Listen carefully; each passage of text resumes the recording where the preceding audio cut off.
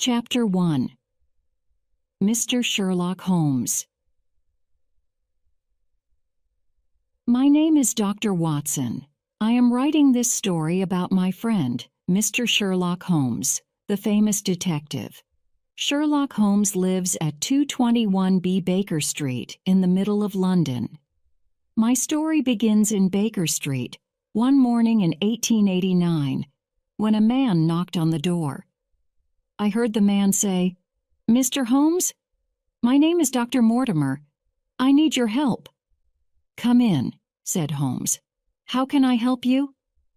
"I have a strange story to tell you, Mr. Holmes," said Dr. Mortimer. "My story is very strange. Perhaps you will not believe me." Chapter 2.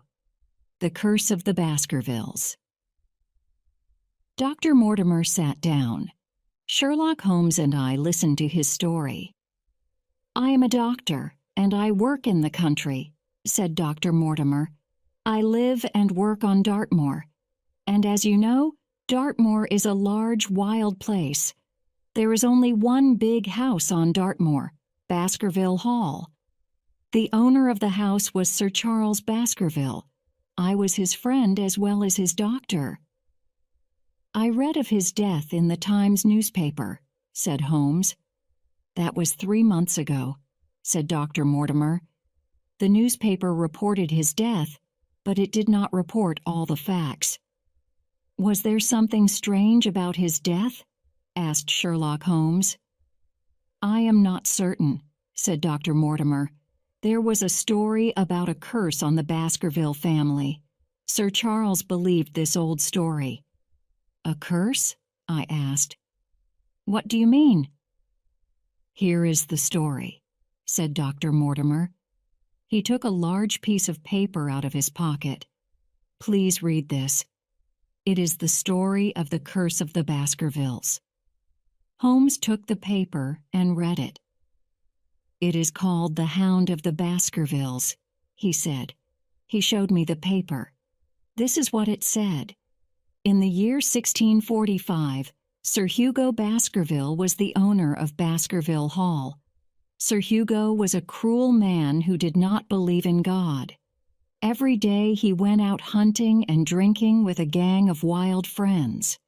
A farmer on Dartmoor had a beautiful daughter. Sir Hugo wanted to marry the girl, but she was afraid of him. The girl's father told Sir Hugo to stay away from his farm. Sir Hugo was very angry. One day, when the farmer was working in his fields, Sir Hugo rode to the farm with his friends. They caught the girl and took her to Baskerville Hall. The poor girl was terrified. Sir Hugo locked her in a bedroom. Then he started drinking with his gang. When he was drunk, he became more wild and cruel. He shouted at his men and hit them. The frightened girl waited until it was dark. Then she opened a window and escaped from Baskerville Hall. Her father's farm was about 4 miles away. It was night, but she was able to follow the path in the moonlight. She started to run across the dark moor. Sir Hugo went to the girl's room. It was empty, and Sir Hugo was terribly angry. He ran to his men and jumped onto the table where they were drinking. He kicked the plates and glasses off the table. "Fetch the horses!" he shouted. "Get the girl!" They all ran outside and jumped onto their horses. Sir Hugo kept a pack of wild dogs for hunting. "Let the dogs find her!" he shouted. "The devil can take me if I do not catch her!" The dogs ran out across the dark moor. Sir Hugo and his men rode after them. The dogs barked and Sir Hugo shouted. Then they heard another noise. It was louder than the noise of barking and shouting. The dogs stopped and listened. They were afraid. The men heard the noise too. It was a loud and deep howling sound, the sound of a huge dog howling at the moon. The men stopped their horses, but Sir Hugo rode on. He wanted to catch the girl. Sir Hugo did not catch the girl. Suddenly his horse stopped and threw him to the ground. The horse ran away in terror. In the moonlight, the men saw a strange black animal. It looked like a dog with huge, fiery eyes, but it was as big as a horse. All the men became very frightened. The huge black dog jumped on Sir Hugo Baskerville and killed him. The other men ran away into the night, and Sir Hugo was never seen again. Since that time, many of the sons of the Baskerville family have died while they were young. Many of them have died strangely. This is the curse of the Baskervilles. The black dog, the Hound of the Baskervilles, still walks on the moor at night. Well, Mr. Holmes, what do you think of this story? Asked Dr. Mortimer. I do not think it is a true story, said Sherlock Holmes. Why do you show me this story? Do you believe it? Before Sir Charles Baskerville's death, I did not believe the story, Dr. Mortimer answered. But Sir Charles believed the story. It worried him. He became ill and his heart was weak. Why did he believe this story? I asked. Because he saw the hound on the moor, answered Dr. Mortimer. Or he thought he saw it. When Sir Charles told me this story, I told him to take a holiday. I told him to go to London for a few weeks and forget all about the curse. Did he take a holiday? I asked. No, said Dr. Mortimer. He planned to go to London the following Friday, but on the Thursday evening he went for a walk on the edge of the moor, and he never returned. How did he die? I asked. He died of a heart attack, answered Dr. Mortimer. His servant came to fetch me. I found Sir Charles near the house on the edge of the moor. He was running away from something when he died. I am sure of that. I think he was terrified of something. Terrified? Asked Holmes. What was he running away from? I looked at the ground where Sir Charles had walked. I saw his footprints, said Dr. Mortimer. But there were other footprints on the ground. They were not the footprints of a man. They were the footprints of a gigantic hound. Chapter 3. The problem Holmes and I were surprised. This was a very strange story. I did not believe that Sir Charles Baskerville had been killed by a gigantic black dog, but I wanted to know the truth. Who else saw these footprints? Asked Sherlock Holmes. His bright eyes shone, and he leant forward in his chair. No one else saw the footprints, answered Dr. Mortimer. There was a lot of rain in the night. By morning the footprints had been washed away. How large were the footprints? Were they larger than the footprints of a sheepdog? Yes, Mr. Holmes, much larger. They were not the prints of an ordinary dog. Also, you say that Sir Charles ran away from this dog? How do you know? Asked Holmes. The ground was soft, answered Dr. Mortimer. I saw Sir Charles's footprints outside Baskerville Hall. His footprints were close together as he walked along a path at the edge of the moor. Then he stopped and waited by a wooden gate. After that, his footprints changed. They became wide apart and deep. I am sure he began to run. He ran towards the house. I believe that something came from the moor. I believe he saw the Hound of the Baskervilles. Yes, yes, said Holmes. But how do you know that Sir Charles waited by this wooden gate? Because he smoked a cigar, said Dr. Mortimer. I saw the white cigar ash on the ground. Good, said Holmes. Good. You are a detective. Thank you, said Dr. Mortimer with a smile. But you believe that Sir Charles was killed by a gigantic hound? I know he ran away from something, said Dr. Mortimer. I know I saw those strange footprints of a huge dog, but... He looked at his watch. I am meeting Sir Henry Baskerville at Waterloo Station in an hour. Sir Henry is Sir Charles's nephew. He has come from Canada.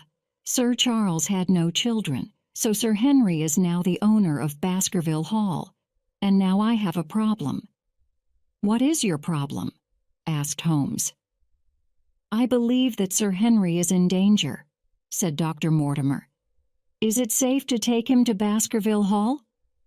"I must think," said Sherlock Holmes. "Stay in London tonight. Come and see me again tomorrow morning. Please bring Sir Henry with you." "I shall do so," said Dr. Mortimer. He stood up. "Now I must go to meet Sir Henry at Waterloo Station. Good day." When Dr. Mortimer had left, Holmes said to me, "We have a problem here, Watson.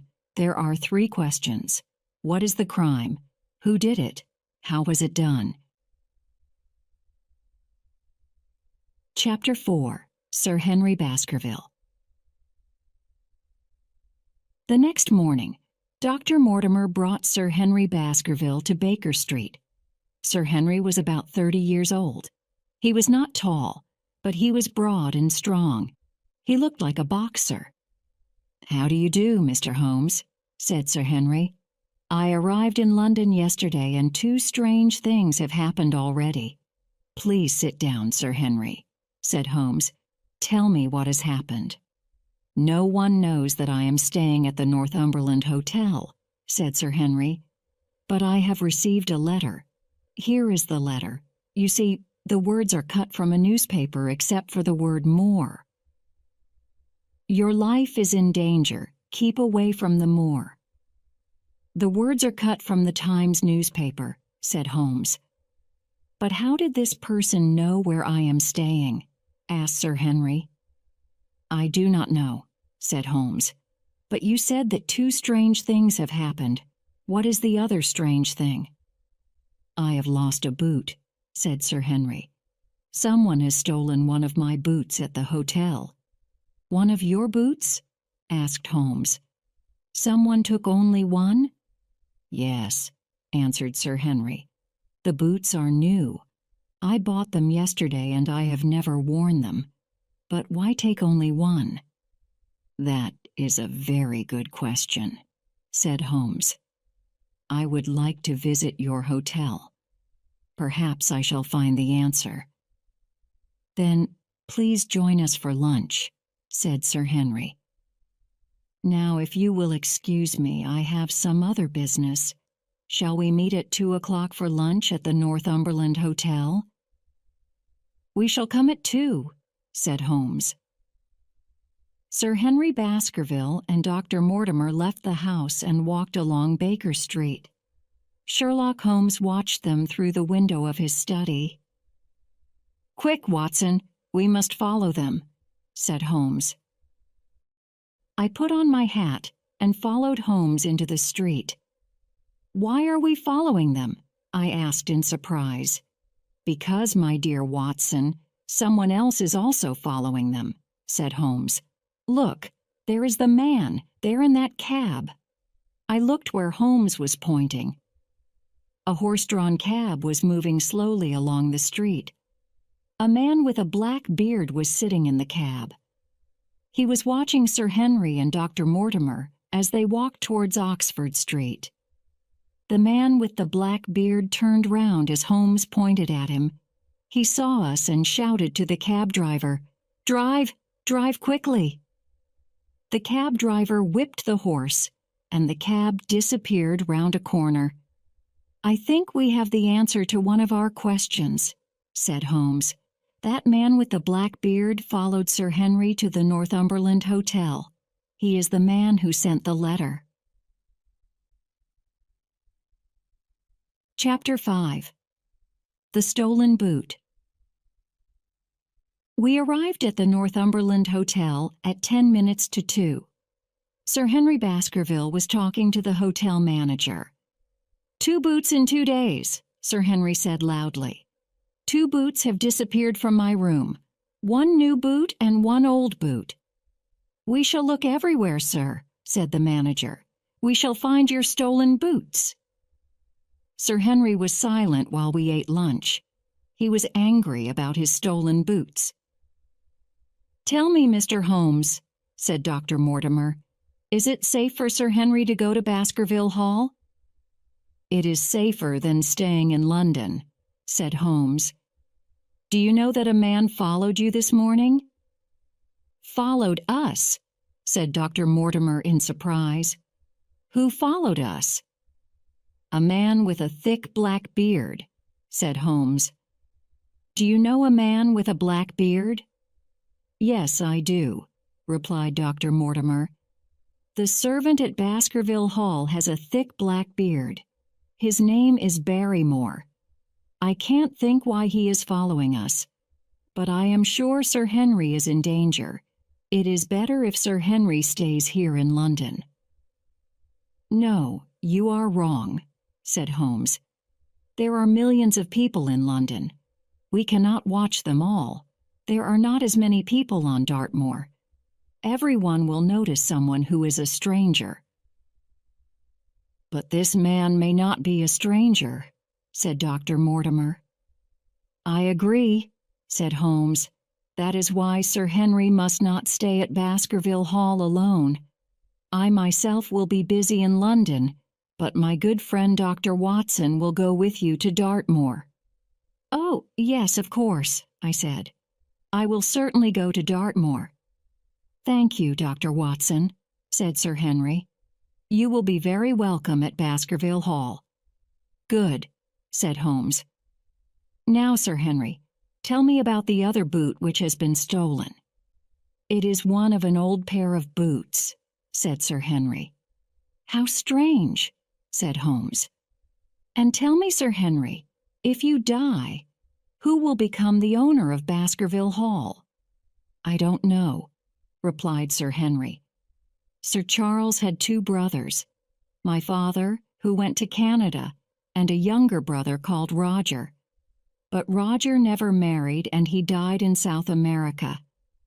I have no living relatives. I don't know who will get all my money if I die today. And may I ask, how much money do you have?" "Certainly, Mr. Holmes. Sir Charles left me a fortune of £1,000,000, said Sir Henry. "Many men will murder their best friend for £1,000,000, said Holmes. Chapter 6. Baskerville Hall.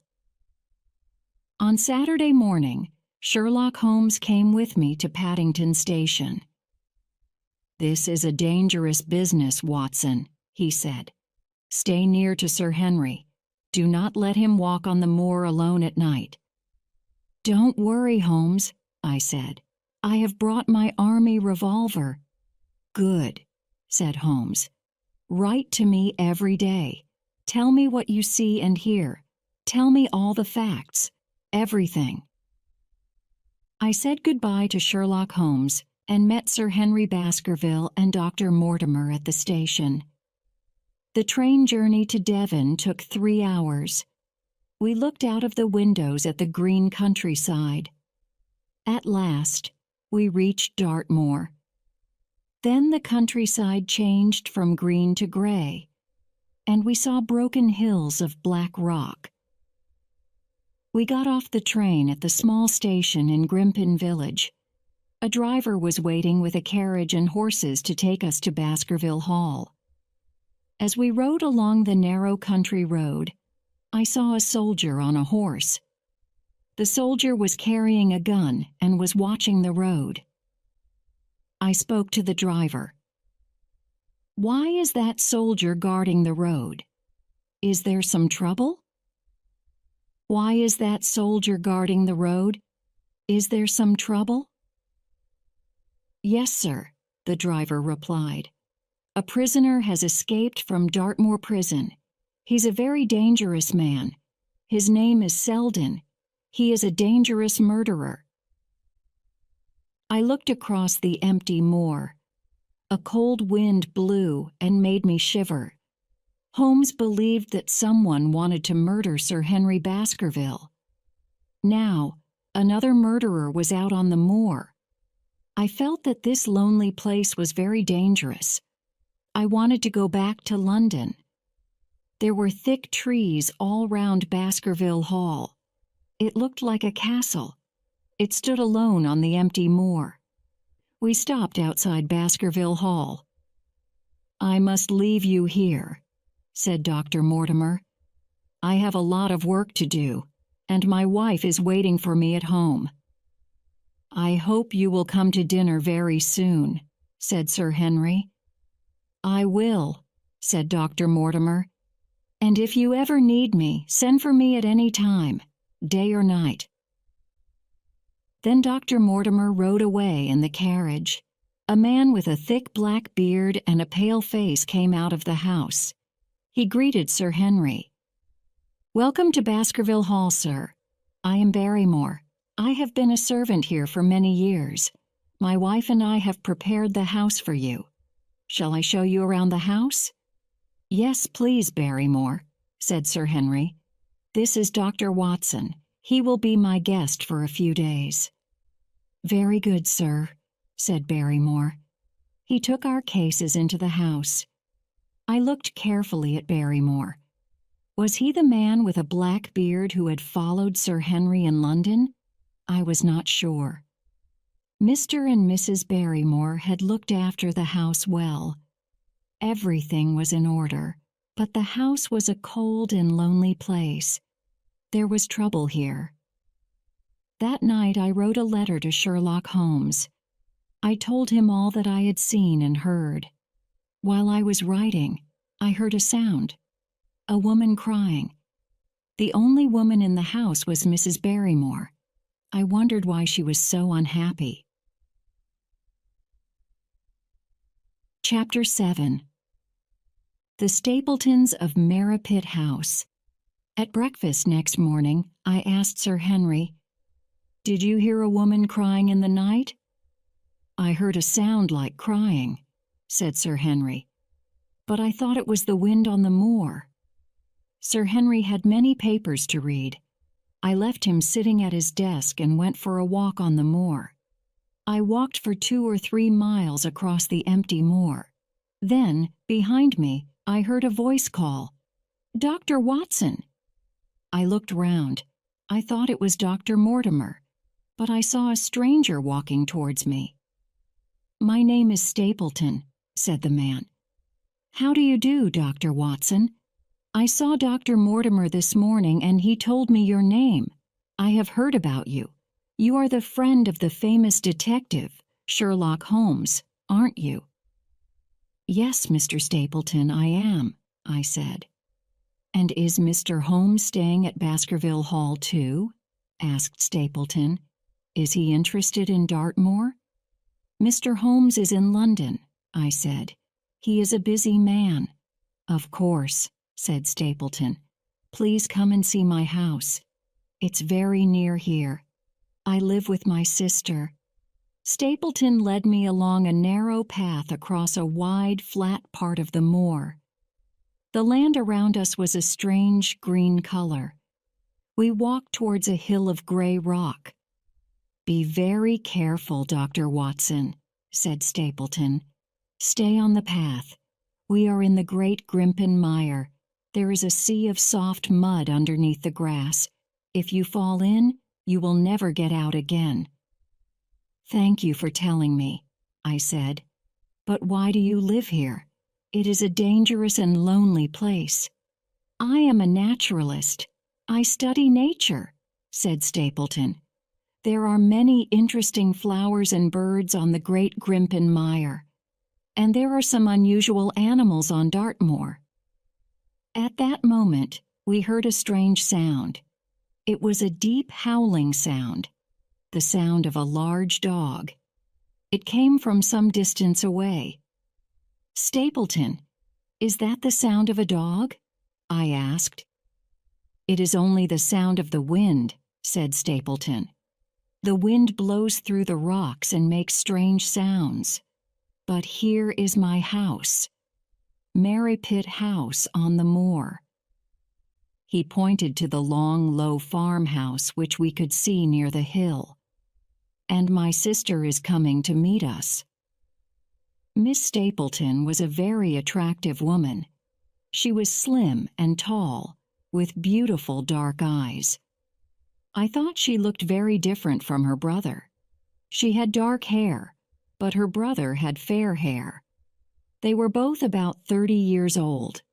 Stapleton looked a little older. He was a small, thin, clean-shaven man with a long face.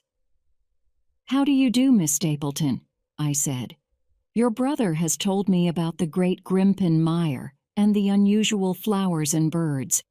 Did you hear that strange sound a moment ago?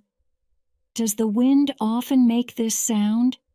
"I heard nothing," Miss Stapleton said quickly. She looked at her brother, and I saw fear in her eyes. Her brother looked at her angrily. "Let us show Dr. Watson our house," he said. I stayed for a short time. Stapleton showed me his collection of flowers and butterflies. "I will come to Baskerville Hall to visit Sir Henry this afternoon," said Stapleton. "Will you tell him?" "Of course," I replied. "Now, if you will excuse me, I must go back to Baskerville Hall.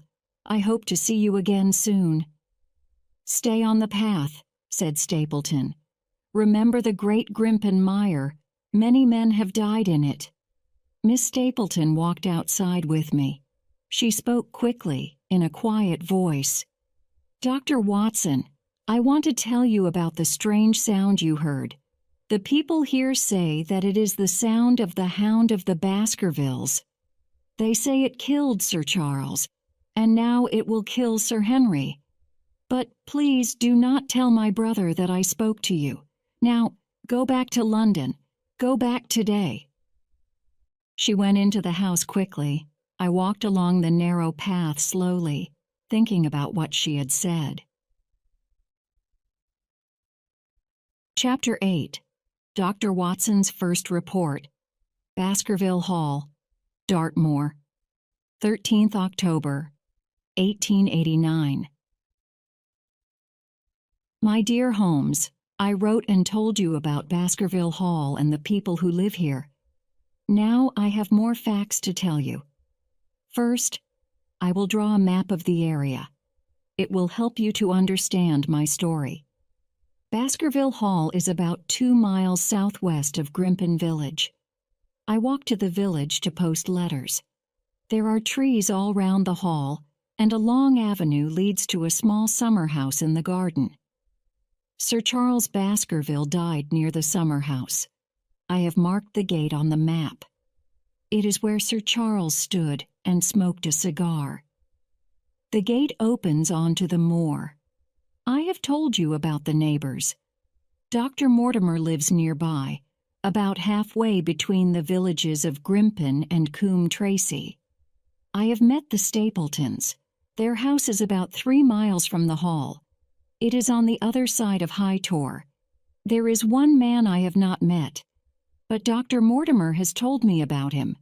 His name is Mr. Frankland, and he lives at Laughter Hall. He has a large telescope and is interested in astronomy. He uses his telescope to look at the stars. In the past few days, he has not looked at the stars. He has looked at the moor. He is watching the moor because the police have not caught the murderer, Selden. Mr. Frankland watches the moor looking for strangers. But I do not think that Selden is hiding on the moor. There is no food, and the weather is now very cold. Sir Henry is worried about the Stapletons. He thinks that the murderer may break into their house. He has visited Miss Stapleton several times, and they have become good friends. But Mr. Stapleton is a strange man. He does not like Sir Henry visiting his sister. Now, here is some news about Barrymore, the servant at Baskerville Hall. He looks like the man we saw in the carriage in London. You remember, the man who followed Sir Henry and Dr. Mortimer to Baker Street. I told Sir Henry what I thought, and he called Barrymore and asked him, "Have you been to London recently?" Barrymore says he has never been to London in his life. Also, Sir Henry's question made him angry. He said he wanted to leave Baskerville Hall. Sir Henry said he was sorry. He gave Barrymore some clothes and Barrymore was pleased. Barrymore and his wife thanked Sir Henry very much for the clothes. Then, last night, I saw something very strange. In the middle of the night I heard footsteps, and I looked out of my bedroom door. I saw Barrymore with a candle. I saw him walk to the end of the corridor. He stopped at the large window which looks out over the moor. He held the candle to the window and moved it backwards and forwards. I went to the window of my own room and looked out across the moor.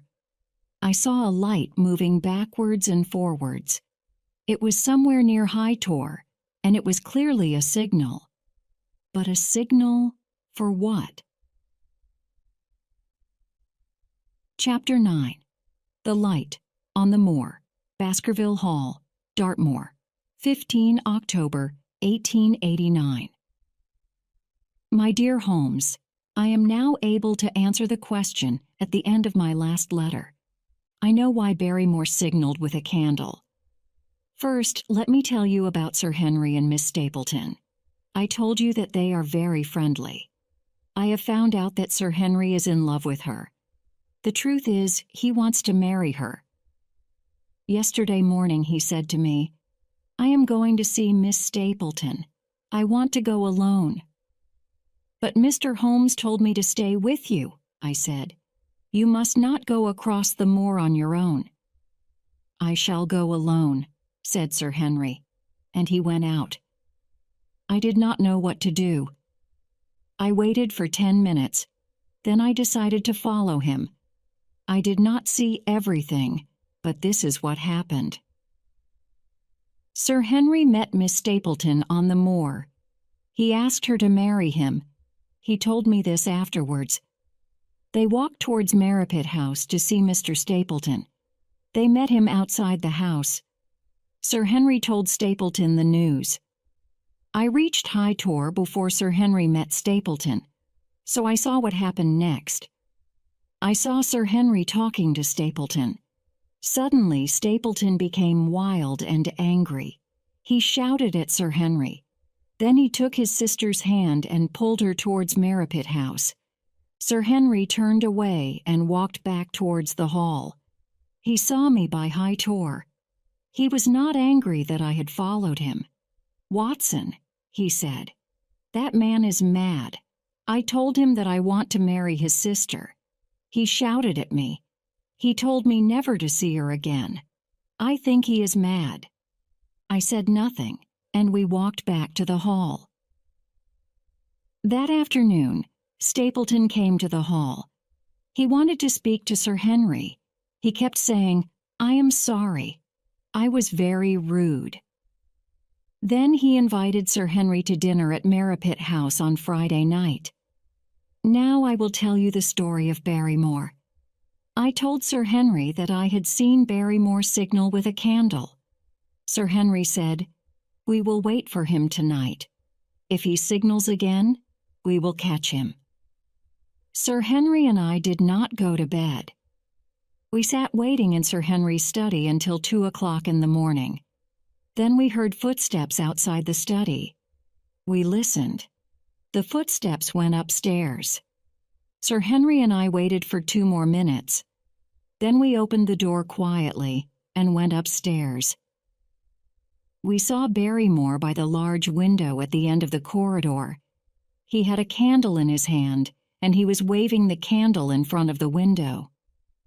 "What are you doing, Barrymore?" Sir Henry shouted. Barrymore almost dropped the candle. He looked frightened.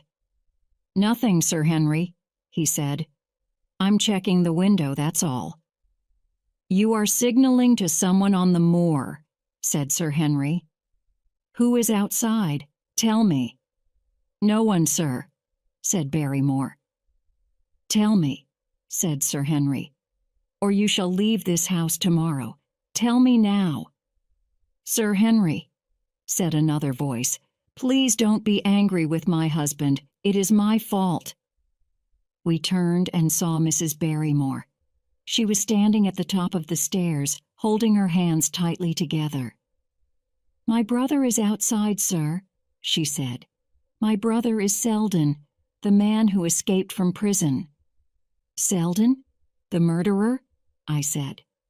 "And why do you signal to him at night?" "My husband takes him food and clothes," said Mrs. Barrymore. "We signal to tell him my husband is coming." "I understand," said Sir Henry. "He is your brother. You must try to help him. Go to your room. We will talk about this in the morning." The Barrymores left the room. Sir Henry turned and spoke to me. "I am sorry for them, but Selden is a murderer. I must try to catch him." "Look," I said. "Look out of the window. There is a light on the moor." Sir Henry looked. A small light was shining on the moor. It was near High Tor. "That's him," said Sir Henry. "Come, Dr. Watson. We will go to that light. Bring your revolver." We put on our coats quickly and went out onto the moor. The moon was bright, and so we could see the path across the moor. Also, we could see the signal light. It was about a mile away. "There," said Sir Henry. "Selden is there. Hurry!" I followed Sir Henry along the path across the moor. I was worried. I did not want Sir Henry to go far on the moor at night. At that moment, we heard a strange sound. It was a deep howling sound. It came from some distance away. "What's that?"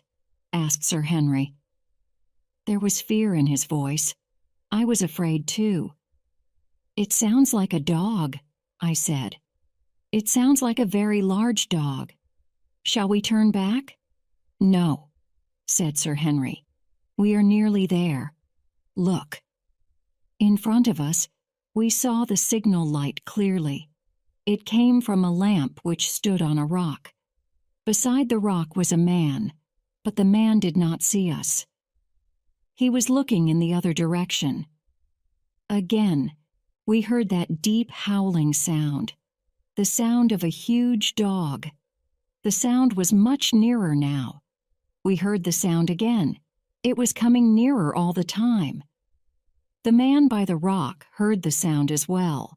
He picked up the lantern and jumped on the rock. He looked one way, then the other. Suddenly he jumped off the rock and started to run. He ran towards High Tor. He was running away from us. But he was not running away because he saw us. He was running away from something else which we could not see. "Quick, Dr. Watson, follow him!" shouted Sir Henry. "Get your revolver ready." We ran along the narrow path. Near us we heard the deep howling sound.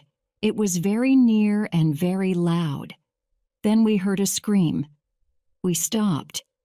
"Be careful, Dr. Watson," said Sir Henry. "Let us go forward slowly."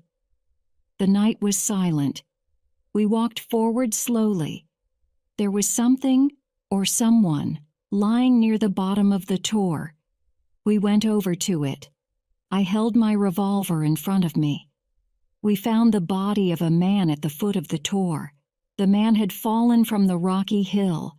He was dead. His neck was broken. We were sure that the man was Selden. He was dressed in Sir Henry's old clothes, the clothes that Sir Henry had given to Barrymore. I have one last strange thing to tell you, Holmes. I looked up at the tor from which Selden had fallen.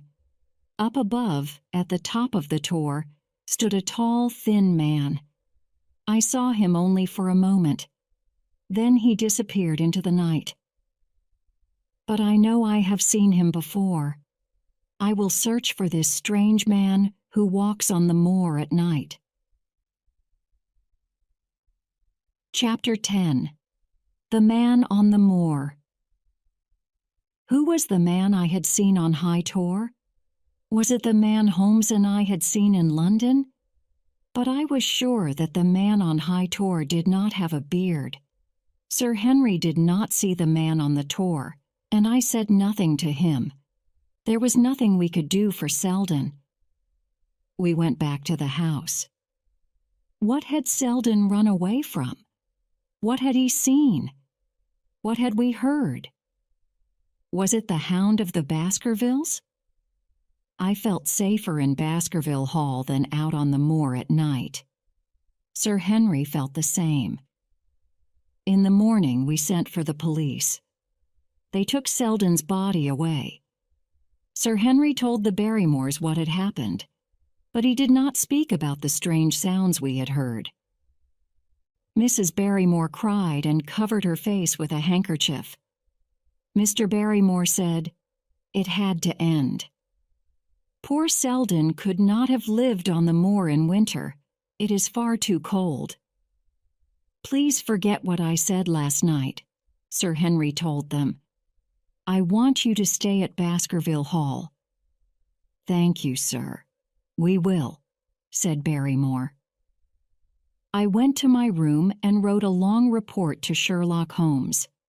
Then I decided to go for a walk, but I did not want to walk on the moor. I did not like the moor. Usually, I posted my letters to Holmes in Grimpen Village. But today, I decided to walk to Coombe Tracey, the village to the south. It took me an hour to walk there along the road. On the way, I saw Stapleton. "I heard you caught the escaped murderer," said Stapleton. "I will look forward to hearing the story from Sir Henry at dinner tomorrow." "Sir Henry is looking forward to dining with you and your sister tomorrow," I replied. "And so is my sister," Stapleton said coldly. "I look forward to seeing Sir Henry tomorrow at 8 o'clock. "I will tell him," I said. "Good day." I walked on to Coombe Tracey and posted my letter. I saw a large house outside the village and asked who lived there. "That is Mr. Franklin's house," the village shopkeeper told me. Dr. Mortimer had told me about Mr. Franklin and about Mr. Franklin's interest in the stars. I decided to visit the gentleman and ask to see his telescope. Mr. Franklin was standing by his garden gate. He was a red-faced, elderly man with white hair. "Good day," I said. "My name is Watson." "Dr. Watson?" asked Mr. Franklin. "Yes," I replied. "I heard that you caught Selden last night on the moor," said Mr. Franklin. "I nearly caught him myself." "How did you do that?" I asked in surprise. "With my telescope. Come and see." Mr. Franklin showed me into his house. I was very interested in his telescope. It was very large and powerful. "I saw a man on the moor a number of times," said Mr. Franklin. "Why did you not tell the police?" I asked. "I was not sure that it was the murderer," he replied. "I began to think that perhaps there were two men on the moor. But why would anyone want to live out on the moor? There is no food, and the weather is cold. Then yesterday, I saw something." "What did you see?" I asked. "I saw someone taking food out on the moor," answered Mr. Franklin. "At night?" I asked. I thought of Barrymore and his signal light. Perhaps Mr. Franklin had seen Barrymore taking food and clothing out to Selden. "No," said Mr. Franklin. "I saw a boy taking food during the day, and letters." "Letters?" I asked. "Are you sure?" "Very sure," said Mr. Franklin, "because I know the boy. I asked the postman and learnt that the boy collects letters every day." "And where does he take them?" I asked. "Look through the telescope," said Mr. Franklin. "Look at that old farmhouse to the right of High Tor. That is High Tor Farm. Someone lives there, but I do not know who. He is a stranger." I looked through the telescope at High Tor. On the left of the Tor, I saw the roof of Merripit House, where the Stapletons lived. On the right, I saw an old farmhouse. The roof was broken, and so was one wall. But I saw smoke coming from the chimney. "Thank you, Mr. Franklin," I said. Whoever lives there is not Selden. Selden is dead. I said goodbye to Mr. Franklin. Then I decided to walk across the moor and look at old High Tor Farm. It was a mile or two away, and I reached it late in the afternoon. The sun was low in the sky, and the air was cold. I walked up to the farmhouse slowly. The door broken, and I looked inside. The farmhouse was empty and silent. Part of the farmhouse was dry, where the roof was not broken.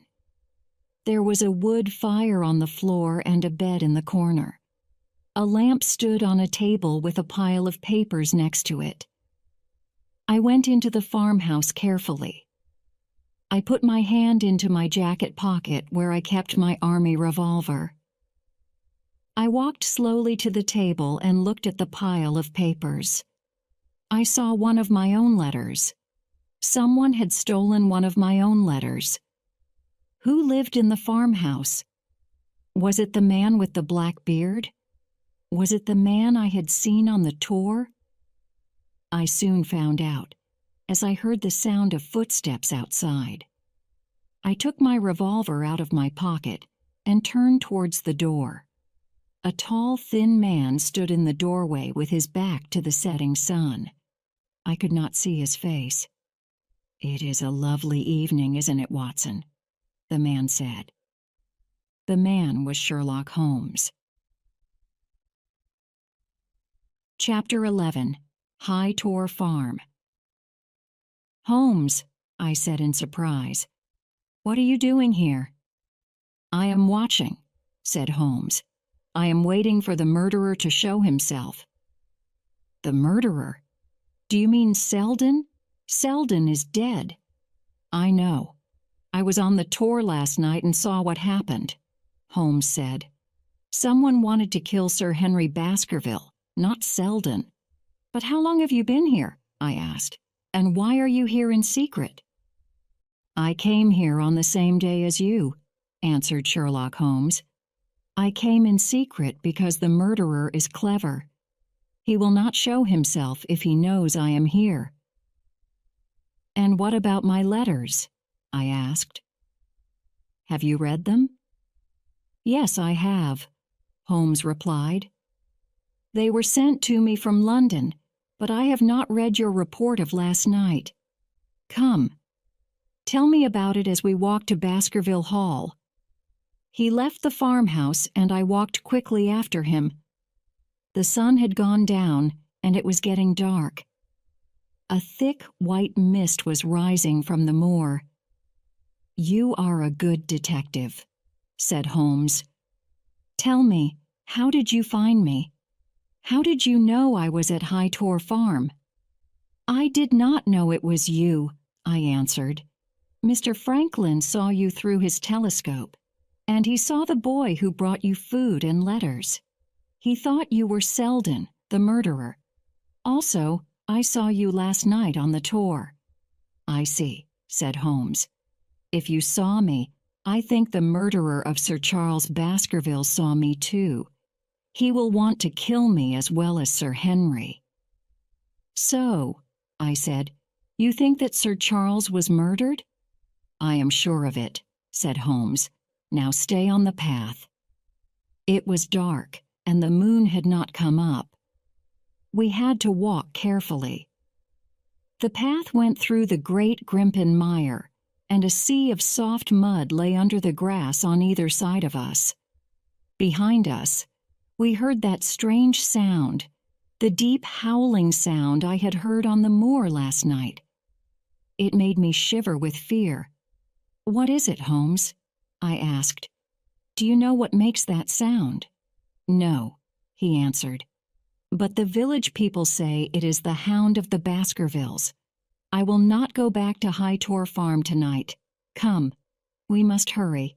Keep your revolver ready." We walked quickly along the dark path. I was pleased to see the lights of Baskerville Hall in front of us. I was afraid of what was behind us, out on the moor at night. Chapter 12. Setting the Trap. "Mr. Sherlock Holmes," said Sir Henry Baskerville. "What a surprise! Welcome to Baskerville Hall." "Thank you," said Holmes, "but you did not obey my orders. Last night you went out on the moor. You were nearly murdered." "But I did not go alone," said Sir Henry. "Dr. Watson was with me. He has a revolver to protect me." "And I shall protect you too," said Holmes. "Next time you go out on the moor at night, both Dr. Watson and I will go with you." "The next time," Sir Henry began. "The next time will be tomorrow night," said Holmes.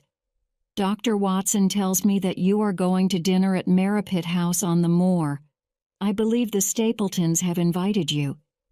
"Yes," Sir Henry said. "And has Dr. Watson told you that I want to marry Miss Stapleton?" "Yes, he has," said Holmes. "Now I would like to ask Barrymore some questions." Sir Henry called for his servant, Barrymore. Barrymore came and stood in front of us. Sherlock Holmes looked at him carefully. Was this the man with the black beard we had seen in London?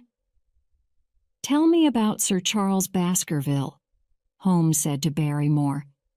"Did he often go for a walk at night?" "No, sir," said Barrymore. "Sir Charles did not often leave the house at night." "But, on the night he died, he went for a walk on the edge of the moor," said Holmes. "We know he stood by the gate on the edge of the moor for about 10 minutes. Was he waiting for someone?" "I'm not sure, sir," said Barrymore. "I remember that Sir Charles received a letter that day." "A letter?" Holmes asked. "Why do you remember this letter? Did you read it?" "No, sir," Barrymore said. "I never read Sir Charles's letters, but Sir Charles usually kept his letters on his desk. This letter was unusual. He read it. Then he put it on the fire." "Oh, so he burnt it," Holmes said. "Perhaps this letter asked him to meet someone.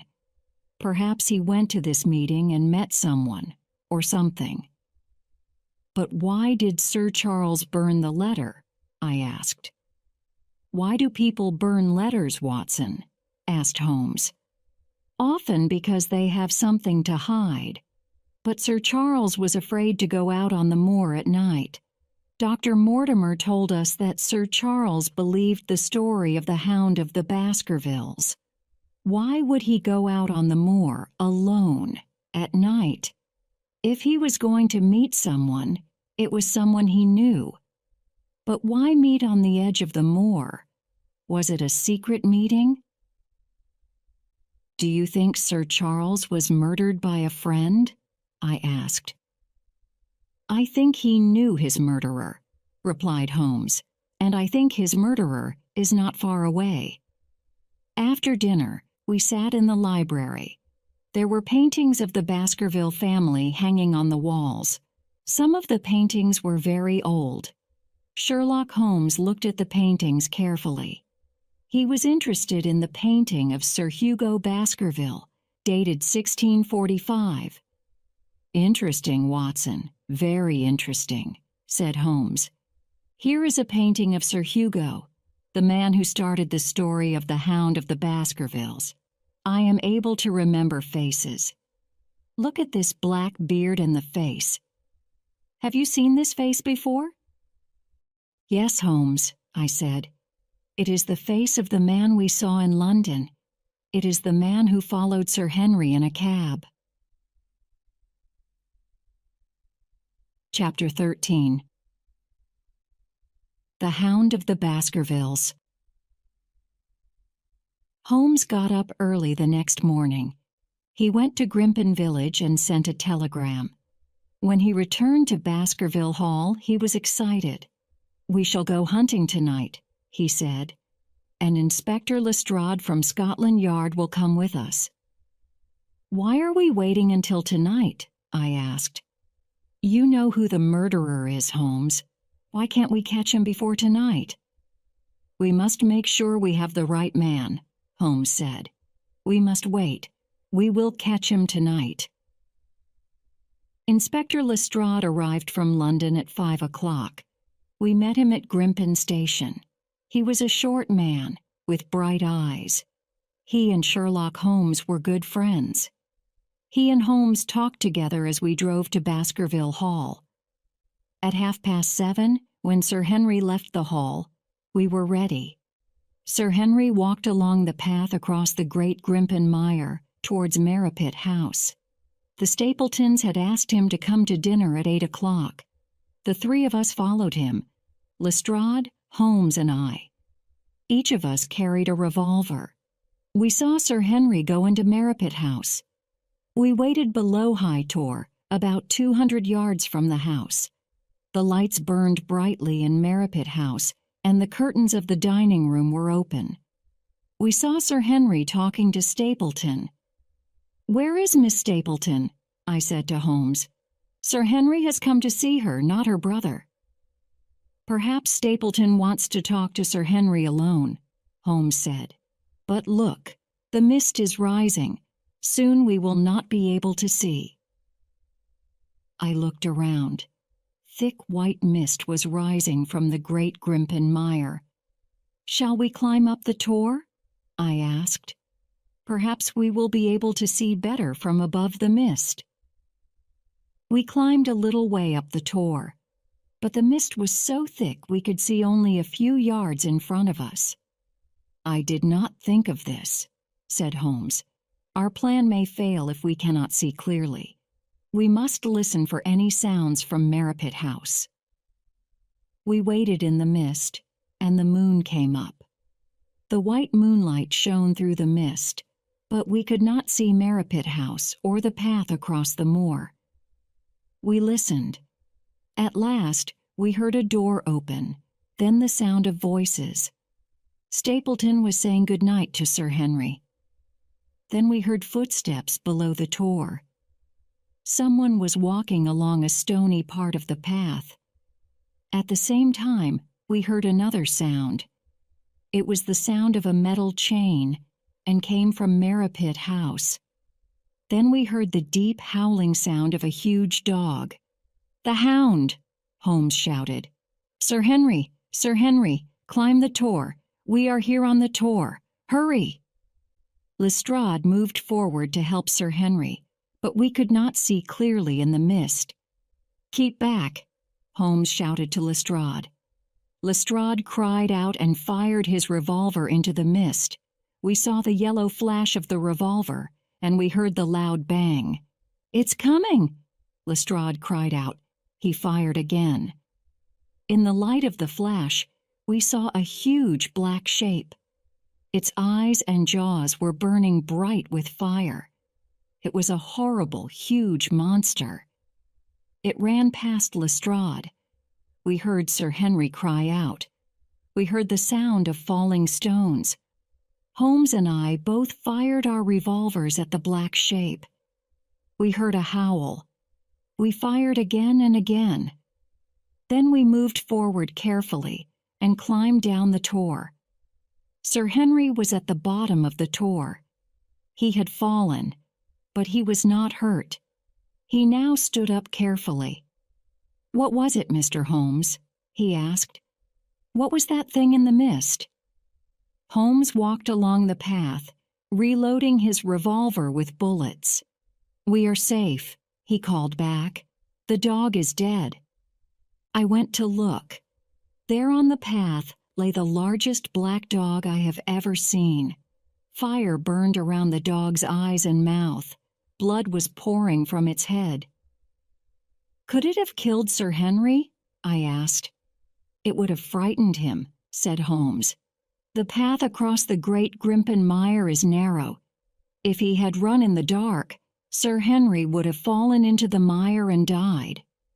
"But where did it come from?" I asked. "And why is its head burning with fire?" "I believe it was kept in Merripit House," said Holmes.